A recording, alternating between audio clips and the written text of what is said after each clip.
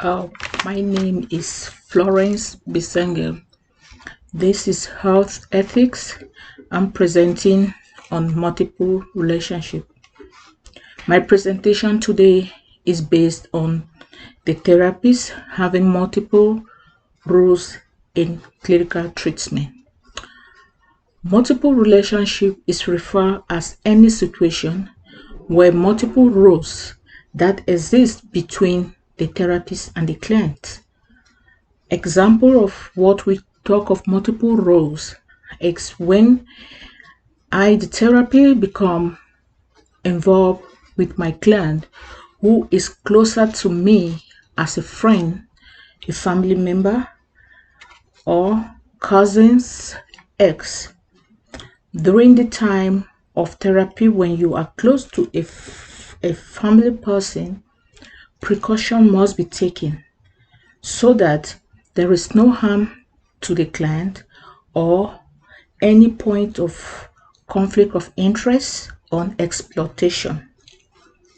Clinical judgment and ethical discussion making an intimately related, and that both must be considered to maximize treatment effectively. As Arnold quoted in his example, I would say setting boundaries and ethics actually diminish therapeutic effectiveness. Example would be when the client is my mentor, my supervisor, and my teacher. It can go into an extent where both of us are gaining, or it might go negatively, and if that is noted, such a contract of treatment has to be breached. As a therapist, some precautions should be taken with multiple relationships to avoid any harm or exploitation to the clients. Any multiple relationship that will impair my professional judgment or increase risk to the client or exploitation should be avoided. Having business with the client or become a close relation in which way it goes in a social aspect, and that can lead to intimacy. If such is going on, it should be avoided. There's a saying in medicine that says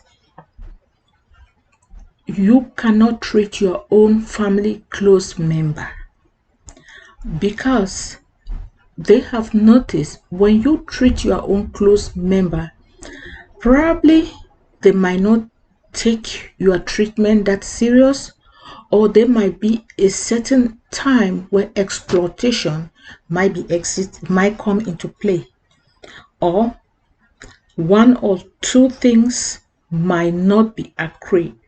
So most of the time they will say, if it's your brother, sister, or parents, you should refer to your superior, that is your teachers or your supervisor. If it comes in a point where you have to treat, as a therapist, you have to seek advice from your supervisor, from your senior colleagues, because close relation, there is always some time in the treatment might be a point of conflict, or anything might come along. In multiple relationship, is as a therapist, we should try to avoid a case with a close member that we know will relate to exploitation. In the case where if it happens we have to, be with a close member, that everything done with the patient should be documented in case of a record. When my client is a mentor, a supervisor, or a teacher who has been a colleague in the past, at the time of therapy, I'm the therapist now. I am learning from him or her, and she is gaining from me. So both of us are benefiting from one another. Another in the multiple relationship with a friend or member, before involving in such relationship, potential problems might happen. So the client must be involved in the decision making, and the client will be given a consent to sign in case of anything, and all of it should be put in documentation for further application or records.